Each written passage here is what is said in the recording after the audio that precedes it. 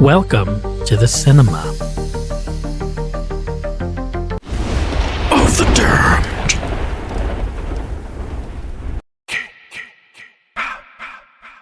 Welcome back, everyone, to Cinema of the Damned, as we continue our Friday the 13th look through. No big exposition needed this time. Just remember, we're looking at them based off of plot, characters, scariness, kills, and killer design. Without further ado, let's look at Friday the 13th, Part 3. The plot this time around involves a group of teenagers and college students going out to Camp Crystal Lake to party. I mean, at least they're not trying to reopen a summer camp, so yeah, maybe 6 out of 10.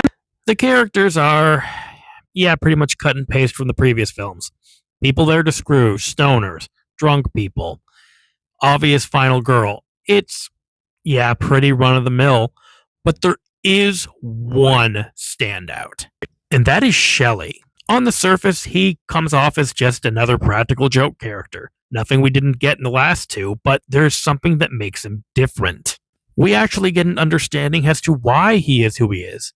He considers himself fugly and doesn't have much personality, so he tends to joke around to try to make up for what he feels he lacks, and oh god, that's so relatable, it hurts. Also, this is the character that inadvertently gives Jason his iconic hockey mask. That kind of makes him Friday the 13th royalty. He honestly balances out the other characters, so I'm willing to give this one an 8 out of 10. Now, in terms of scariness, this is sort of a transitional film for the franchise. The first two films focused mostly on a killer that you couldn't see until the very end. This time around, it follows the same route partway through, but once the hockey mask comes out, he becomes the Jason more or less that we know. It's still reasonable. I'll give this one a 7 out of 10.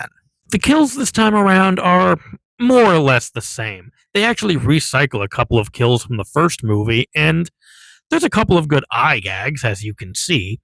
Also, fun fact, I didn't know this movie was filmed in 3D as a kid, but looking at it now, it's pretty obvious. There are some standouts, and there are some gory moments. 7 out of 10 I feel is reasonable as well. And lastly, design. We finally got him. Our boy in his iconic hockey mask, and it's legendary. As a first film to introduce this, it was amazing. They could have dropped it in the next one, but this obviously became one of the most recognizable masks in all of Hollywood. I do have some minor issues with the body. I don't like the way the neck looks, but they are trying to make him look deformed. Still, solid 8 out of 10. Altogether, this movie scores a respectable 36 out of 50. Now we move on to Friday the 13th, the final chapter. And this movie is actually really solid. Not only do you get the standard people partying on Crystal Lake, but you also have a family living there. This adds a pretty unique dynamic, and there's even a character who's the brother of Sandra from film 2. That's actually not a bad story. 7 out of 10. The characters this time are not too bad. Yes, some of them are just bland and forgettable, but I will say, no one feels like an exact carbon copy of a previous film. And they even do give a few twists as to who's going to survive and who's not. They're mostly still pretty basic, but I do find I remember them a bit more. Also, we gotta give a shout out to Donatello the Frog brother himself, Corey Feldman, playing a character Tommy Jarvis. He's smart, he's funny, and he's also monster obsessed and has a ton of masks and stuff. He's actually a pretty cool horror character, and wow, I never thought I'd say this, but this is actually, for a slasher film, a 10 out of 10 cast. Well done. The scariness factor does feel like it's harder to describe at this point, because it's more or less the same. I do find we get less POV shots on this one. But I will say the fact that we have a kid and a dog present, and spoiler alert, the dog lives. Well done. For the record, going forward, if an animal dies, that's an instant demerit. How many demerits depends on the violence of the kill. But yeah, I'd give it scariness another 7 out of 10. Pretty standard. Speaking of kills, they've been ramped up in this movie, both in quantity and quality. There's good variety and good use of tools in this one. You can tell they intended this to be the final movie, as the violence, gore, and kills have all been ramped up. and the nudity, but we're not ranking that one.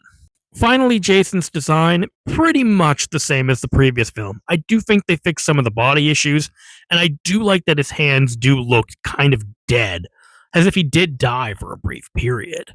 It's not reinventing the wheel, but it is a solid look, 8 out of 10. Giving this film 41 out of 50, taking the top spot so far.